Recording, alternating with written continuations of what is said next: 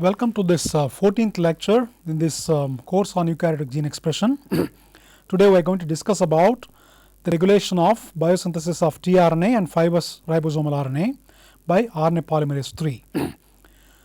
Now, the last 12 lectures or last 13 lectures, our focus has been primarily on the regulation of gene expression by RNA polymerase II, which we took about 12 lectures where I described clearly how RNA polymerase II along with general transcription factors and a variety of transcription factors which bind to upstream promoter elements, enhancer sequences, etc., go and bind to their corresponding response elements in the promoters and activate transcription, how differential gene expression takes place with the combination of core promoter elements, combination of variety of general transcription factors as well as sequence specific DNA binding proteins binding to upstream enhancer sequences and silencers and so on and so forth.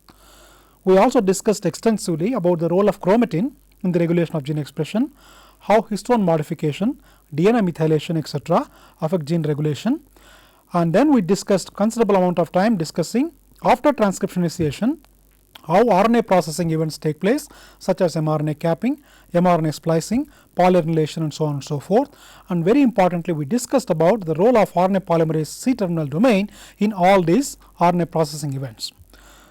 And after discussing all these processes with relation to RNA polymerase II transcription, we spent the last lecture we discussed primarily about the regulation of ribosomal RNA synthesis by RNA polymerase I.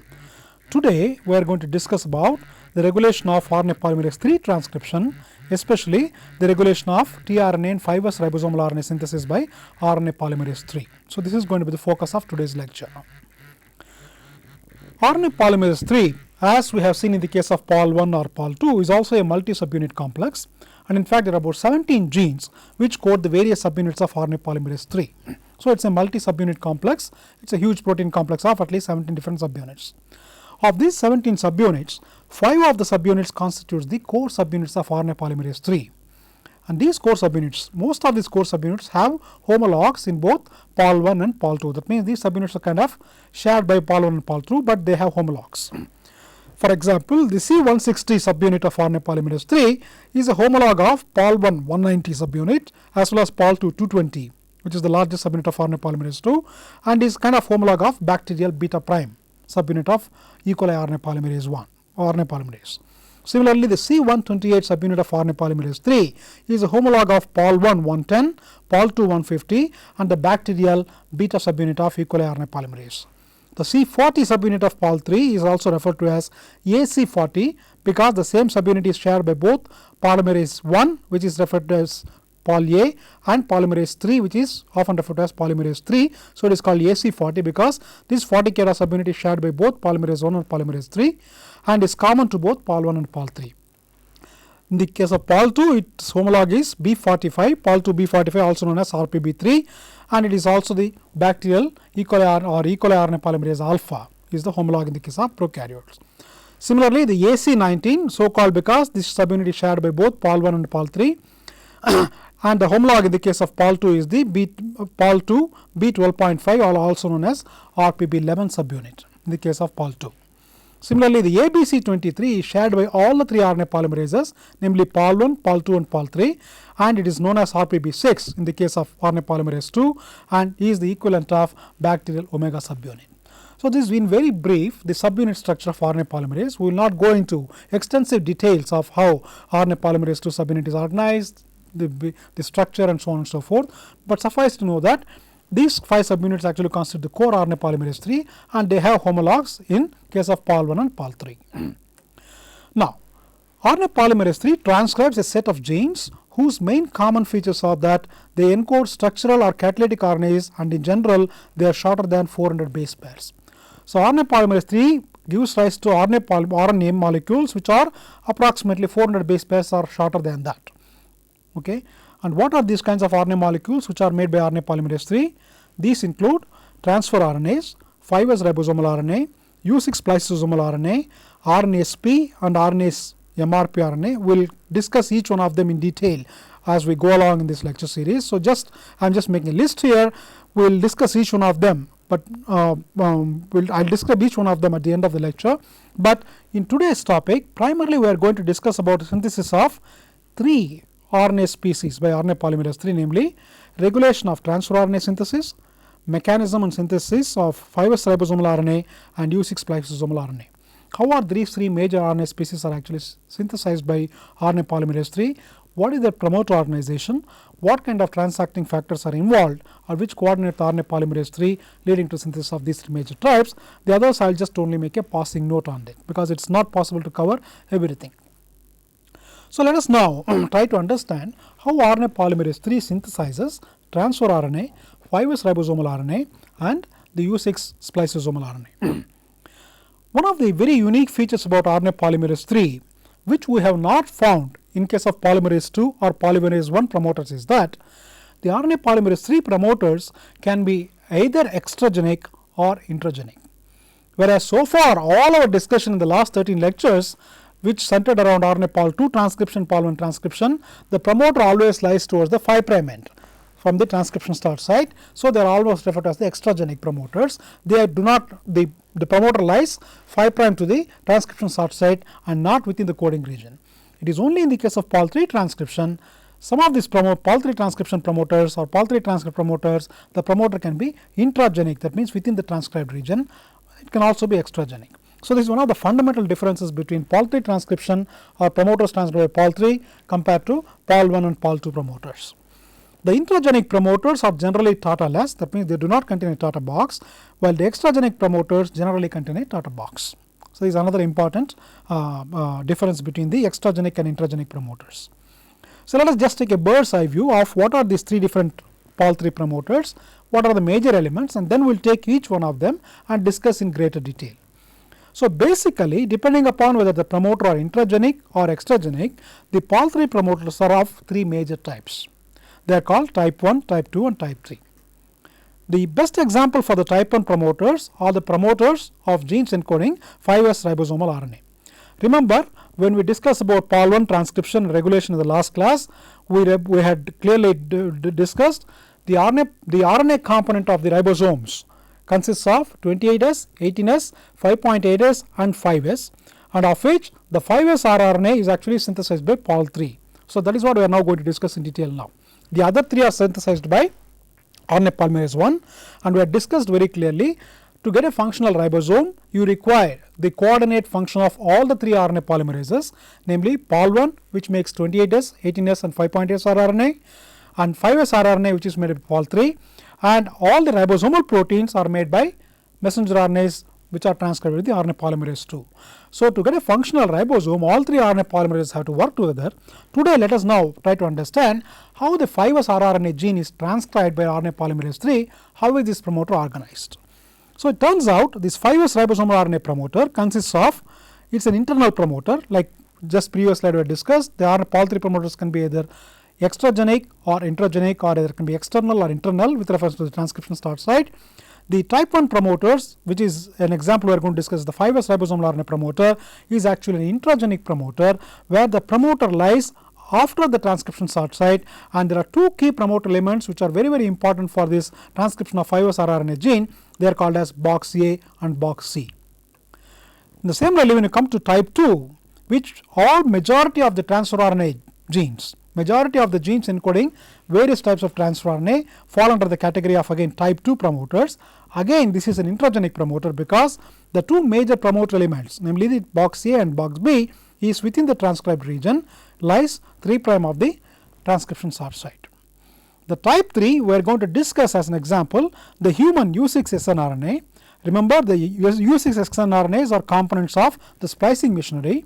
The splicing machinery consists of a number of ribonucleoprotein particles, which are RNA plus protein components, and many of these RNA components are encoded by the Pol III RNA polymerase, and the U6 sRNA is one such promoter we are going to discuss here, and this comes under type 3 because here the promoter is extragenic, because it is not within the transcribed region compared to other two. It lies in the untranscribed region over the 5' end of the 5' to the transcription start site, and there are three major elements, promoter elements in the case of this U6 sRNA are the type 3 promoters, which consists of Tata box, which consists of, and then there is a near upstream element called proximal sequence element or PSE, and then further away you have what is called as a DSE or a distal sequence element.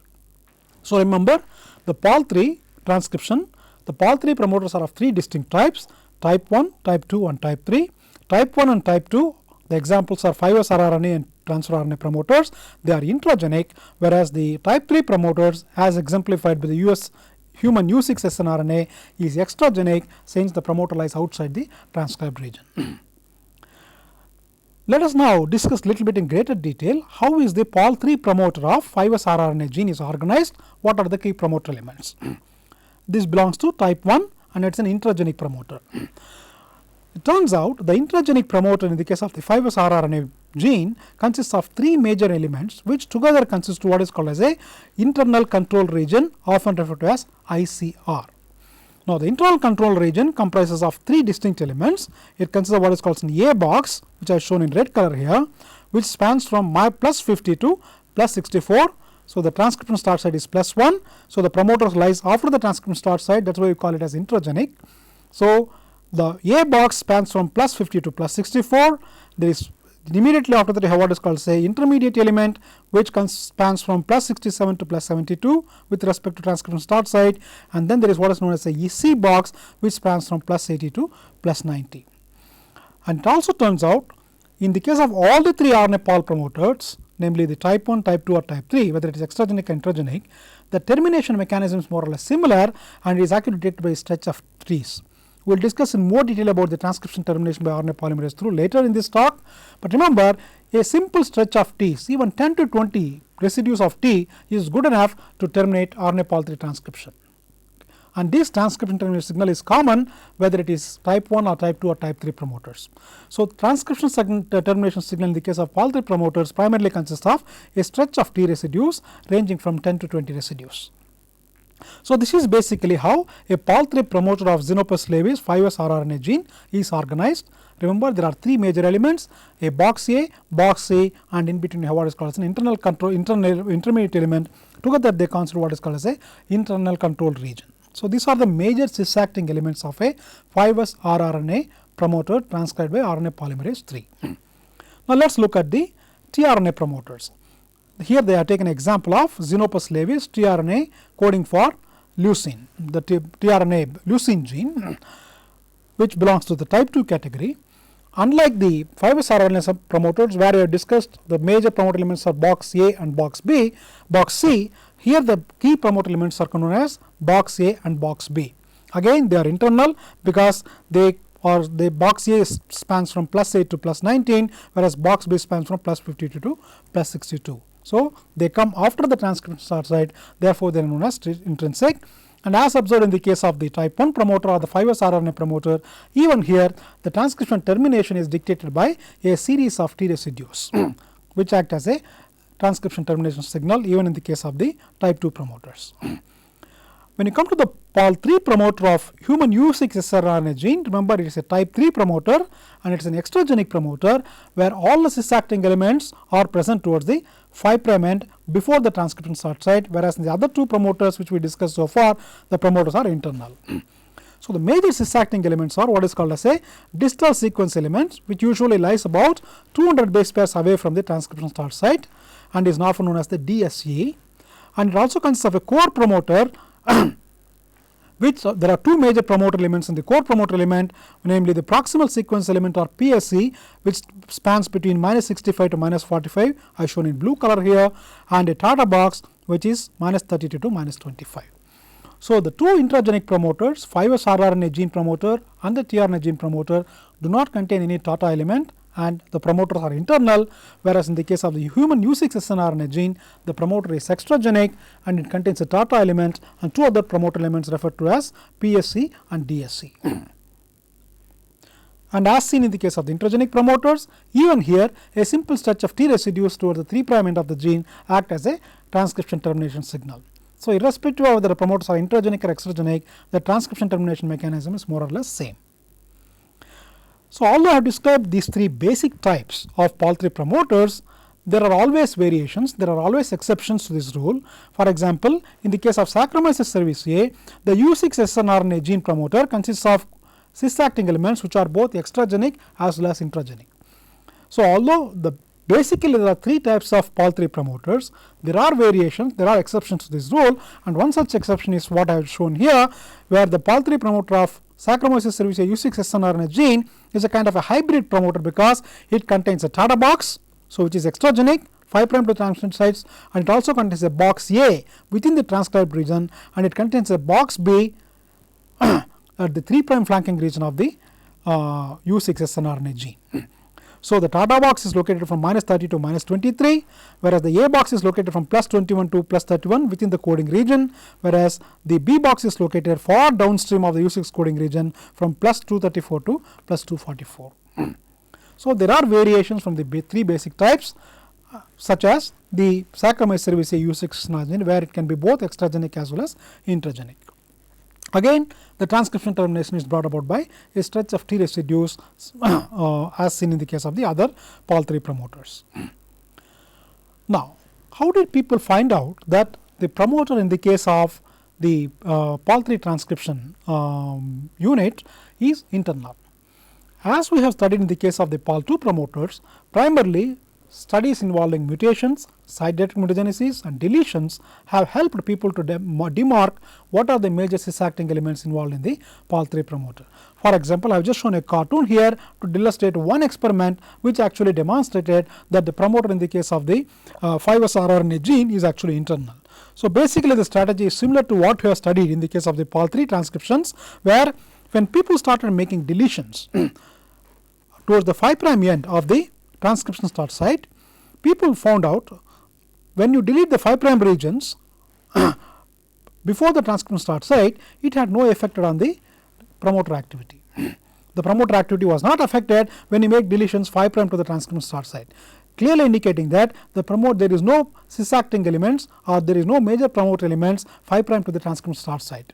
But the moment they made a deletion which spans after the transcription start site, there was a dramatic decrease in the promoter activity, clearly indicating that the promoter region actually is after the transcription start site, and these kinds of study gave a hint that yes, in the case of tRNA gene promoters, unlike what people have seen in the case of Pol II and Pol I, here the promoter may be actually internal. Similarly, people have started making deletions from the 3' side, and again there was no effect as long as you delete different regions of the 3' region, but the moment you started making deletions spawning the internal control region, there was a dramatic decrease in the promoter activity, clearly indicating that these kinds of studies, when by doing deletion studies from both sides, people have been able to identify an internal control region which spans from which spans after the transcription start site. This is how the internal control regions or the internal promoters of Pol II transcription genes were identified. Now, so far we have discussed about the major cis-acting elements which control RNA polymerase III transcription.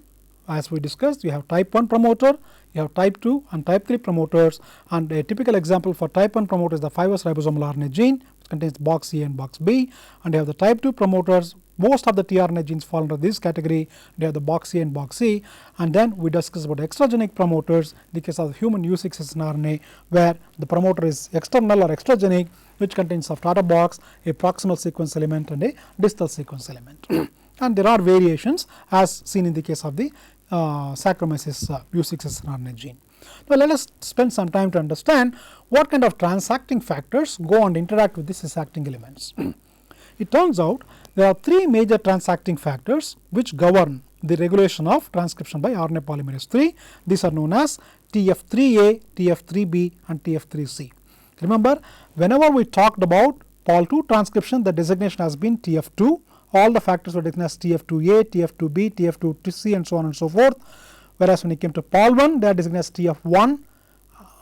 Whereas when it comes to Pol III, you use the terminology TF3. So, TF3 means the factor is associated with Pol III transcription, TF2 means the factor is associated with Pol II transcription, TF1 means this transcription factor is associated with Pol I transcription. It turns out the type 1 promoters, as discussed in the case of the 5S ribosomal RNA, requires all these three transcription factors, namely TF3A, TF3B and TF3 in addition to RNA polymerase III. Whereas the type 2 promoters, which primarily consists of a majority of tRNA gene promoters, they require only TF3C and TF3B, they do not require TF3A. So, the TF3A is very specific for the transcription of 5S ribosomal RNA gene and is not required for the transcription of the transfer RNA genes. Now, what kind of experiments people have done to actually demonstrate that TF3A is required only for the 5S ribosomal RNA promoter, but not for the transcription of tRNA genes. As we have seen in the case of the Pol II transcription, people have again made use of cell-free transcription studies. In fact, the Pol III transcription studies and Pol III cis-acting elements and transacting factors were identified much before the Pol II transcription studies were initiated. In fact, the TF3A was the first transcription factor, eukaryotic transcription factor, have been purified to homogeneity and studied very extensively. In fact, it is one of the first zinc finger proteins which were ever identified. So, let us see, for example, I have shown you an experiment, a simple cell-free transcription studies where you put all the transcription factors, namely the RNA polymerase III nucleotides, and you put a 5S rRNA promoter as well as a tRNA promoter linked to the downstream gene, and then see what kind of factors are required for the transcription. And it turns out when you do not have TF3A, how do you deplete the extracts of TF3A? You simply add antibodies raised against TF3A, and these antibodies raised against TF3A will prevent the TF3A from interacting with its cis-acting element and therefore makes unavailable for the cell-free transcription. So, when you make the TF3A in a cell-free extract non-functional by the addition of an antibody, you can see the 5S rRNA gene transcription is totally gone. But in the extracts depleted of TF3A, tRNA transcription still proceeds. These two are controls where you have not had any antibody, you have added a non-specific antibody, but here you have added a specific antibody raised for the which are specific for TF3A. So, when TF3A function is inactivated, only 5S ribosomal gene transcription gets affected, but not transfer RNA, clearly indicating that the TF3A is a highly specific transcription factor required specifically for the transcription of 5S ribosomal RNA genes. So, these kinds of experiments have clearly demonstrated which of these three transcription factors are required for 5S rRNA gene transcription as well as tRNA gene transcription. I have just described here a cartoon which actually depicts the structure of the TF3A zinc finger protein. The TF3A consists of 9 zinc fingers, and again I will not go in very detail about the zinc finger proteins because we have studied extensively in the RNA Polymerase II lectures. In fact, if you want to know more about the zinc fingers, you must go to the lecture number 5, where we have discussed in detail about the C2H2 and kind of zinc fingers and other kind of zinc fingers in great detail and giving examples of Pol II transcription factors. So, the TF3A consists of 9 such zinc fingers, where a zinc atom is coordinated between 2 cysteines and 2 histidines. And it's a C2H2 kind of a zinc finger module, and it consists of 9 tandem sequences that are very closely spaced and together constitutes the 9 zinc finger motifs which go and interact with the 5S internal control region of the 5S rRNA promoters, and the consensus amino acid sequence is shown here. And as I said, if you more discussion about zinc fingers, we need to go back to lecture 5 and then come back here and then try to understand how the zinc atom is coordinated and what are the major structures of the major features of the zinc finger proteins. As I mentioned, there is extensive literature on the TF3A. In fact, TF3A is one of the first eukaryotic transcription factors which are purified to homogeneity, and there are a number of factors. I listed here a number of review articles in the early and late 1990s which discuss about the discovery and various structural and functional aspects of TF3A. So, you have to refer to some of these articles if you want to learn more about TF3A, and it is a very interesting proteins and how it binds to internal control region and allows RNA polymerase to go through. There are very interesting mechanistic studies which have been studied to understand how TF3A binds and how RNA Polymerase III transcribes the 5S rRNA genes. We will not go into the details now. So, transcription initiation of the Pol III promoter involves the assembly of TF3A and TF3E, TF3C, and the TFTB. As I said, TF3A is a zinc finger protein, and in addition to TF3A and TF3C, it requires the initiation factor TF3B. All these are multi-subunit proteins. So, remember they are not simple proteins. For sake of simplicity, I have simply mentioned it as a single protein, but these are all multi-subunit proteins. For example, the TF3B consists of TADA binding protein, BDP1 as well as BRF1. Again, we will not go into the details of subunit structure of all these transcription factors and their interactions and so on and so forth. Suffice to remember that 3 major transcription factors are required for the transcription of 5S ribosomal RNA gene, namely TF3A, TF3B and TF3C. But in the case of tRNA gene transcription, you require only 2 factors, namely TF3B and TF3C. Of course, RNA polymerase is required in addition to all these transcription factors, and assembly of all these 3 factors along with RNA polymerase completes the preinitiation complex formation in the case of Pol III transcription.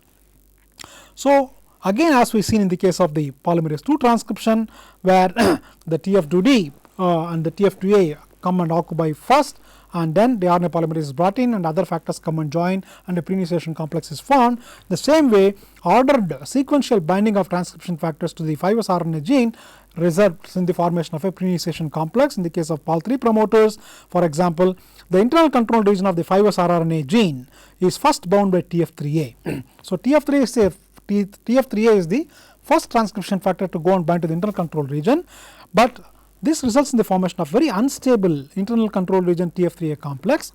This DNA protein complex is stabilized by the joining of TF3C. So you get a very stable DNA protein complex involving internal control region TF3A and TF3C, and once this stable complex is formed, then the TF3B is recruited and you get a very stable preinitiation complex, and then the Pol III is recruited, and in presence of nucleotides it makes the 5S ribosomal RNA gene and RNA transcription termination takes place, and then the cycle continues. So TF3A is recruited first, TF3C is recruited next, followed by TF3B and RNA polymerase, and all of them assemble together to synthesize the Pol III transcription unit.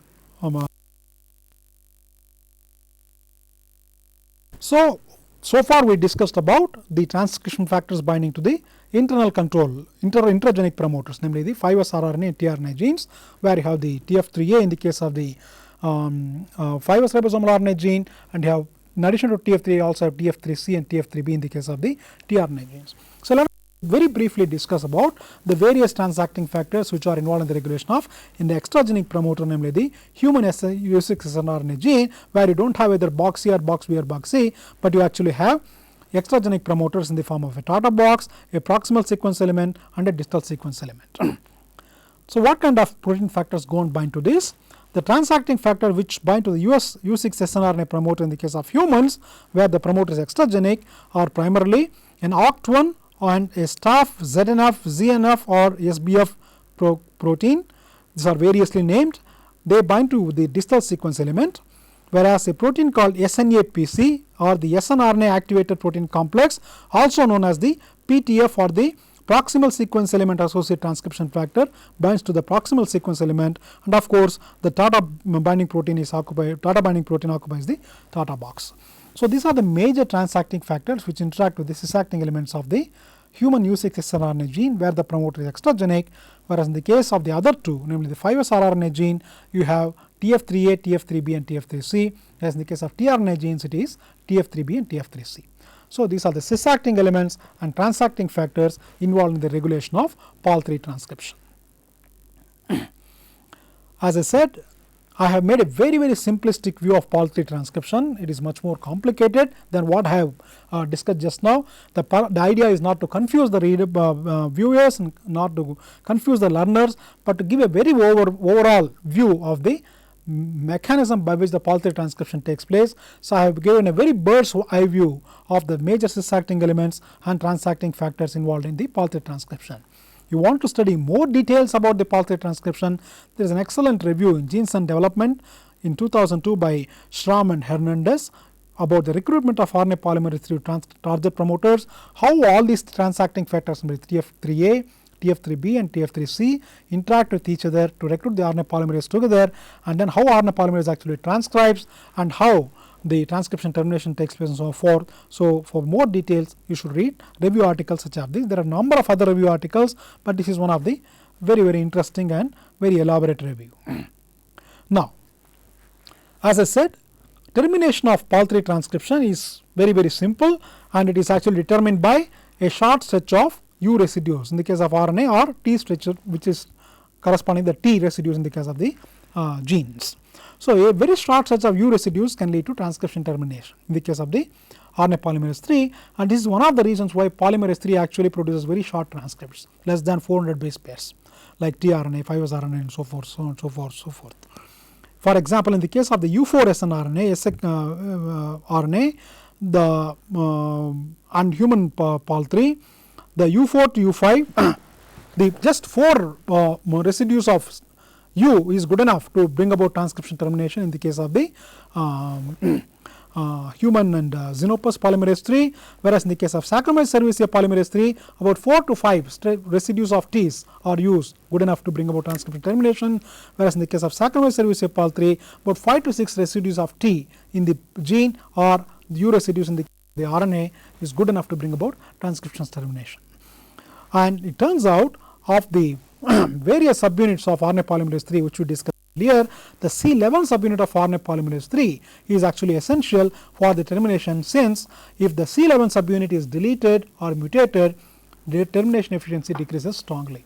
So, of the various RNA polymerase II subunits, I think about 15 or so, the C11 subunit is actually responsible for transcription termination. So, the C11 subunit of Pol III is actually as the transcription termination factor. So, remember, transcription termination in the case of Pol III is very simple. It simply consists of a stress of series of T residues which can range anywhere from 4 to 6 depending upon the species, whether it is Saccharomyces cerevisiae, human or other species.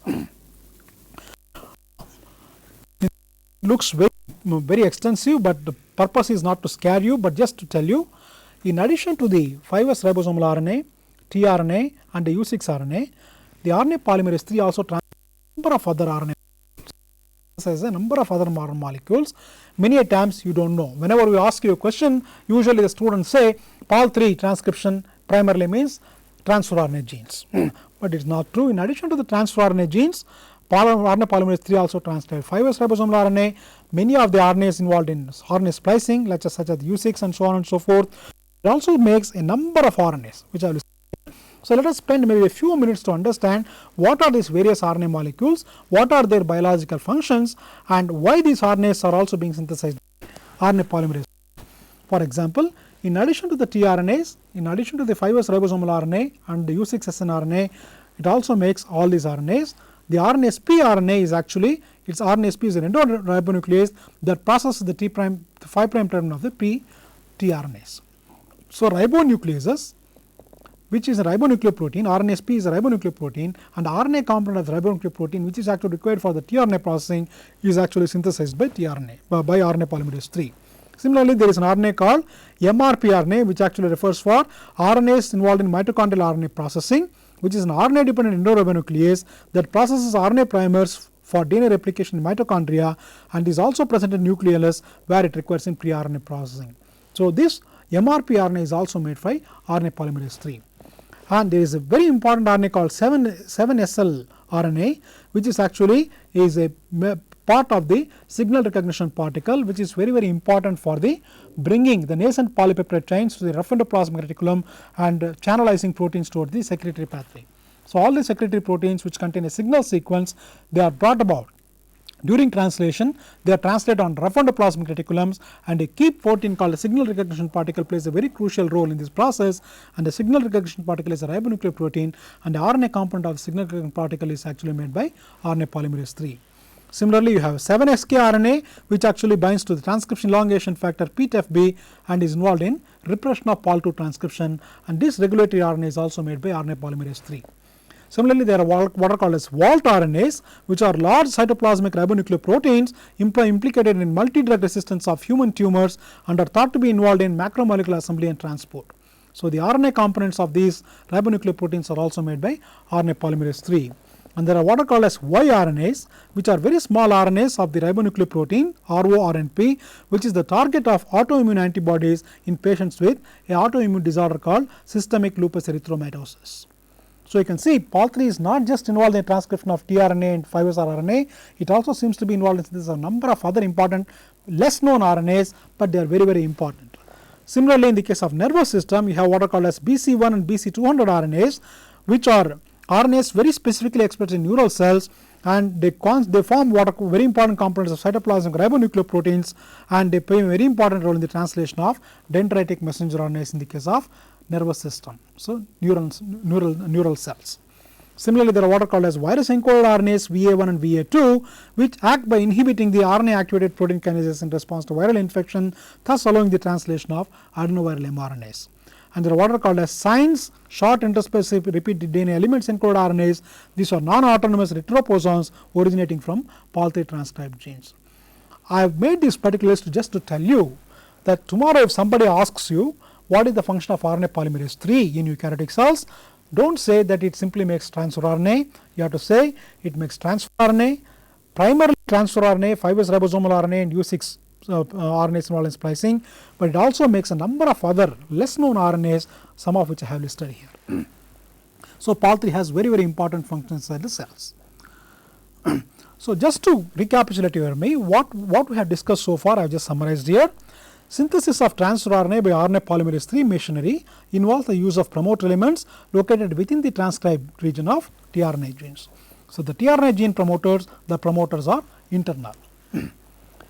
In most tRNA genes transcribed by RNA polymerase III, these internal promoter elements are known as box A and box B. So, all tRNA gene promoters are internal, they contain two important elements called box A and box B. The transcription factor TF3B and TF3C are required for the initiation of transcription by Pol III promoters of tRNA genes. So, if somebody asks you describe a tRNA gene promoter and the transacting factors, it is very simple.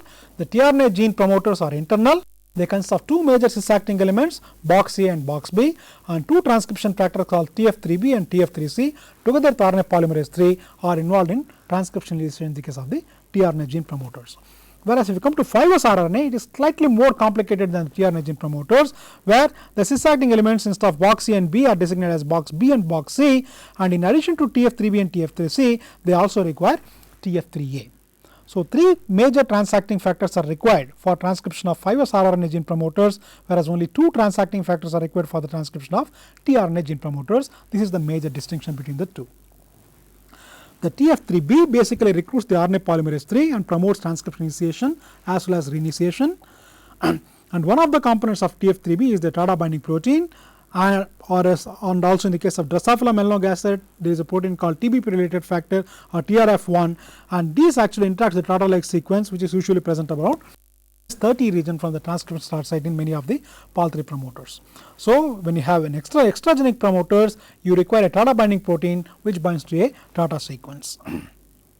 So, in addition to the TATA box, that is in the case of extragenic promoters, in addition to TATA box, you require two major elements, namely the proximate sequence element located about 20 base pairs upstream of TATA box, and a protein called SNAPC, also known as PBP or PTF, binds to this proximal sequence element. And another element is the DSC or the distal sequence element located about 20 base pairs upstream of the TATA box, and it binds to transcription factors such as STAF or OCT1 and further enhances the rate of polymerase transcription. Okay. So, I have type 1 promoters, the reference by tRNA, which requires box A and box B, and you require two transcription factors TF3B and TF3C. You have 5S rRNA promoters, you have box A and box C, which are occupied by TF3B, TF3C, and also a unique transcription factor called TF3A, which is a zinc finger protein. Whereas, when you come to extragenic promoters, there are three major cis-acting elements, the TATA box, proximal sequence element and distal sequence element, and these are occupied by distinct transcription factors. So, this is in a nutshell the organization of polymerase III promoters and how RNA polymerase III transcribes Pol III promoters, tRNA, 5S RNA and U6 RNA and various other promoters using specific transcription factors. So, the polymerase III is recruited by the promoter by TF3B, and the TF3C is composed of 6 subunits, and it recruits TF3B to the DNA sites upstream of the transcription start site. So, as I said, each one of them is a multi-subunit complex. Don't think it's as simple as what I mentioned here, it is much more complicated. TF3B, TF3, each one of them is a multi-subunit complex, and each subunit has a very important regulatory role, and the TF3A, which is the 5S rRNA gene specific DNA binding protein, it forms the platform for binding of TF3C to these genes. So, if somebody asks you what is the function of TF3A, you have to mention TF3A is a very important transcription factor required for the transcription of 5S ribosomal RNA genes. So, that is the summary of what we have discussed so far. Now, we will spend about maybe 10 minutes or so now to discuss what is the physiological significance of Pol III transcription. As I said, in general, people tend to concentrate primarily on RNA polymerase II transcription. how protein coding genes are transcribed, how messenger RNA is synthesized. Most of the time the focus is primarily on the TF2D, TF2B, RNA polymerase II, CTD, splicing, capping, polymerization and so on and so forth. Very rarely people describe Pol I and Pol III transcription. So, in the last class when I discussed Pol I transcription, I mentioned very clearly why it is important to understand the rDNA transcription and how rDNA transcription plays a very important role in cell growth, and in many of the cancers the Pol III transcription is enhanced, and you do require both Pol I transcription, Pol III transcription, because if the cell has to grow and divide, proteins have to be made, and if proteins have to be made, you require ribosomes and you require transfer RNA, and therefore these two transcriptions also very important from the point of cell physiology and function. It turns out, just as we have seen in the case of the RNA polymerase I transcription, where it plays a very important role, and in many cancers the Pol I transcription is either enhanced and many of the Pol I transcription factors are overexpressed. In the same way, the Pol III transcription also plays a very important role in cancer. Let us now try to understand how it is. We all know protein synthesis is a prerequisite for rapid cell growth. So, if cells have to grow and divide, proteins have to be constantly made. The growth rate is directly proportional to the rate of protein accumulation, and it turns out if the protein synthesis is reduced by about 50%, the cells withdraw from the cell cycle and go into a quiescent state. So, the cells have to continuously divide, the protein synthesis has to take place continuously, and if this has to take place continuously, then the ribosomes have to be made, tRNAs have to be made. That means Pol I transcription and Pol III transcription have to be regulated continuously. And if protein synthesis falls 50% of the normal, the cells will exit the cell cycle and go into a quiescent state. This is the basic principle. Now, the availability of transfer RNA and ribosomal RNA therefore is a very important determinant for the rate of translation. So, if protein synthesis is very important for the cells to grow and divide, the protein synthesis rate is controlled by Pol I and Pol III transcription. High levels of Pol III transcription are therefore necessary to sustain rapid growth.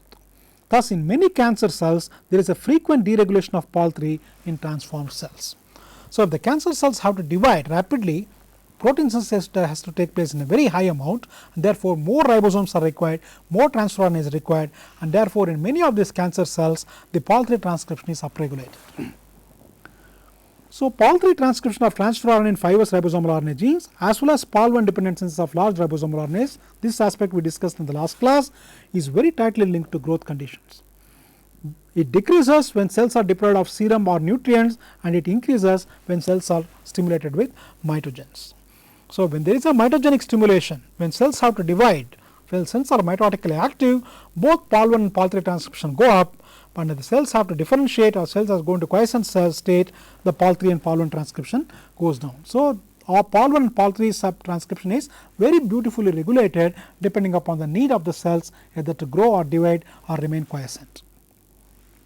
So, the Pol III transcription of transfer RNA and fibrous ribosomal RNA is known to be stimulated by oncoproteins such as c-MYC and repressed by tumor suppressor proteins such as p53 and Rb by directly targeting the essential Pol III transcription factor TF3b.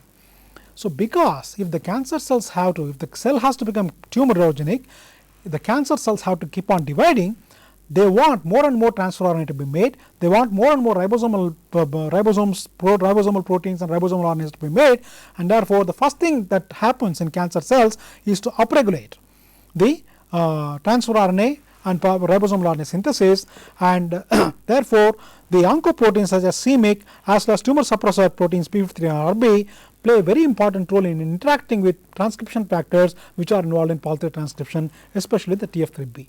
Let us spend some time to understand how exactly this TF3b function is regulated by oncoproteins and tumor suppressor proteins involved in cancer. For example, in the as we all know, the tRNA genes are organized in tandem units. There are several copies of tRNA genes arranged in a head to tail fashion in the genome, and normally in normal cells the amount of transacting factors such as polymerase III or TF3b or TF3c is limiting. Therefore, not all tRNA gene promoters are occupied by these transacting factors, and therefore, the level of transcription of the level of synthesis of tRNA is not maximal. Because all the transacting factors do not occupy all the tRNA promoters, only a certain level of tRNA transcription takes place, and this signifies the normal transcription, normal cell situation. So, preinitiation complexes are actually assembled depending upon the availability of all these transcription factors, and it turns out proteins like p53, which actually are very important molecules regulating cell cycle, and very important mutations in p53 can lead to cancer. Turns out p53 goes and interacts with TF3b and makes it unavailable for formation of preinitiation complex. So, in normal cells, tRNA synthesis is regulated because TF3b molecules interact with p53, and as a result TF3b is not available for the formation of the preinitiation complex, and TF3c transcription itself is rather regulated, and therefore TF3 is also not present in very high amounts, and therefore you only get a few molecules of transfer-RNA made, just sufficient for the normal protein synthesis to take place. Now, let us see what happens in cancer cells. In addition to p53, the other tumor suppressor protein RB is also known to interact with TF3b. So, remember, in normal cells the tRNA synthesis is regulated primarily by making TF3b unavailable for the formation of preinitiation complex in the case of Pol III promoters, because RB and p53 sequester the TF3b protein, and depending upon the, since these proteins are present in very levels are very finely regulated, depending upon the level of p53 and RB, the tRNA level gene transcription is modulated. Now, let us see what happens in the case of cancer cells. So, in the cancer cells, the first thing that happens is the TF3C2, one of the components of TF3C is called TF3C2. As I said, I have not discussed in detail about the subunit structures of each one of these factors involved in Pol III transcription.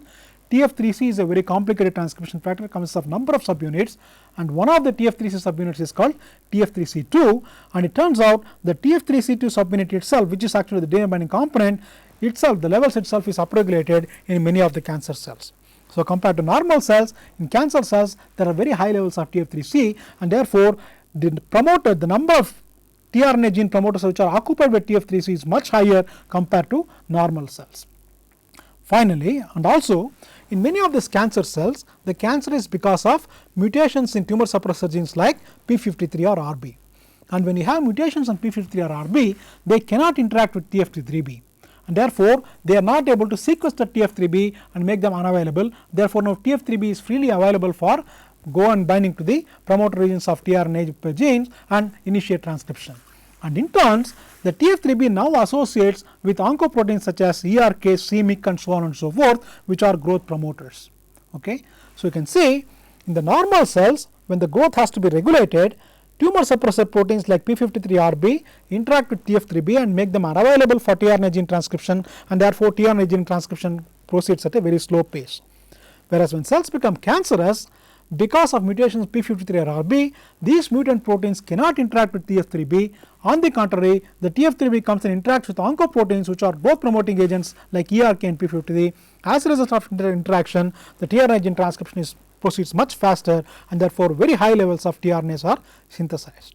So, you can see how cells have devised strategies by for increasing the rate of tRNA gene synthesis by using either oncoproteins or tumor suppressor proteins, and this is how a normal cell will become cancer cell. It also turns out there is a very distinct compartment called perinuclear compartment, which is just on the periphery of the nucleolus. This is the nucleolus, and the dark body is the nucleolus, and the white body shown by red arrow is actually what is called as a perinuclear compartment. Now, this component called as a this subnuclear structure called perinuclear compartment was discovered in the 1992 and is present on the periphery of the nucleus, and this PNC is predominantly found in transformed cells of the cancer cells and is rarely observed in the normal primary cells. And in fact, the presence of PMC is often considered as a marker for distinguishing a cancer cell from a normal cell. So, in normal cells you rarely see this perinuclear compartment, whereas in the case of cancer cells this is very prominent, and it turns out this PNC is highly enriched in several Pol III RNAs as well as heterogeneous nuclear RNA protein 1 polypyrimidine track binding protein involved in hnRNA synthesis. So, you can see when a normal cell becomes cancer cells, in addition to the regulation of TF3B and increase in tRNA synthesis, there is also accumulation of Pol III transcripts and certain H1RNP particles in a perinuclear compartment, and therefore, this becomes highly visible, and this PNC compartment is actually one of the markers to distinguish a normal cell from a cancer cell. A very interesting review article on the perinuclear compartment is available in this review article in Journal of Cellular Biochemistry just last year, and those who are interested in understanding more about this perinuclear compartment can read this article. So, in addition to this regulation of Pol III transcription in cancer, the Pol III transcription is also implicated in a number of diseases. For example, in the case of, as I said, as I mentioned in that long list of tables about the various RNAs which are transcribed by Pol III, in the case of neuronal cells, there is what is called BC1, BC200 RNAs, which are involved in the regulation of protein translation, and both BC1 and BC200 are transcribed by RNA polymerase III, and these are present only in the neural cells. Okay. And when you have problems in this BC1 and BC200 RNA synthesis, it leads to diseases like Alzheimer's disease or Fragile X syndrome. So, Pol III transcription is involved in neuronal disorders such as Alzheimer's disease and Fragile X syndrome. Similarly, the ribonuclease MRP, which stands for the mitochondrial RNA processing RNA, which is an RNA is involved in mitochondrial RNA processing, which is implicated in a genetic disorder called cartilage hair hypoplasia. So, you can see if there are problems in Pol III transcription or factors involved in Pol III transcription, it can lead to cancer, it can lead to a number of disorders, especially neural disorders such as Alzheimer's and Fragile X syndrome and so on and so forth. So, I think what I have described to you so far is about the general mechanisms or the major cis-acting elements involved in Pol III transcription, various transacting factors involved in Pol III transcription, what are the various types of Pol III promoters, type 1, type 2 and type 3, and what is the organization of these promoters, what kind of transacting factors go and bind, and how these factors in association with RNA polymerase III regulate Pol III transcription. Then we discussed very briefly how Pol III transcription plays a very important role in the normal growth as well as in transformation, and the synthesis of transfer RNA is very finely regulated. A number of oncoproteins and tumor suppressor proteins interact with the transacting factors involved in Pol III transcription, and as a result of these interactions, either the tRNA gene transcription is increased or decreased. And when the tRNA gene transcription is increased, it can lead to cancer, whereas in normal cells, the tRNA transcription takes place at a very suboptimal level, and not all the tRNA gene promoters are actually occupied by these transacting factors because they are sequestered by tumor suppressor proteins like p53 and RB. Now, we will spend maybe a few minutes to understand once the tRNA is synthesized, what kind of processing takes place. Just like in the case of Pol II transcripts, we have seen the pre-messenger RNA undergoes a number of RNA processing steps like capping, splicing and polymorylation. Similarly, in the case of ribosomal RNA, we have shown it is synthesized as a precursor ribosomal RNA, which then gets cleaved to 28S, 18S and 5.8S rRNA, whereas in the case of tRNA, let us see what kind of processing takes place. One of the first, there are about 4 major steps in the case of tRNA processing. One of the first steps is to removal by specific ribonucleases the 5' and 3' regions of the tRNA. You all know that the tRNA forms a typical structure called the clover leaf structure, primarily because of a secondary structure. The RNA folds itself immediately after transcription and forms a typical clover leaf structure, and a number of processing mechanisms takes place, and one of the first steps after the synthesis of tRNA, precursor tRNA, is the removal of the 5' and 3' overhangs by 2 ribonucleases called RNase-P and RNase-2. So, this is the first step in RNA processing, and once these 5' and 3' overhangs are removed, there is also a very short intron in the pre-tRNA molecules in the anticodon loop of the transfer RNA, and this intron is also gets spliced. So, removal of the intron from the anticodon loop is another important step in the tRNA processing. So, the 5' and 3' overhangs are removed, a short intron which is from the anticodon is spliced out, and then the amino acid acceptor region called the CCA, which is actually added to the 3' end of the eukaryotic messenger RNAs, whereas in the case of prokaryotic tRNAs, it is part of the transcription. The CCA sequence is part of the transcribed RNA, whereas in the case of eukaryotes, the CCA sequence is added post-transcriptionally. Remember, the CCA, which is very important for the tRNA function is added post-transcriptionally in the case of eukaryotes. So, is another important modification that takes place and known as the tRNA processing.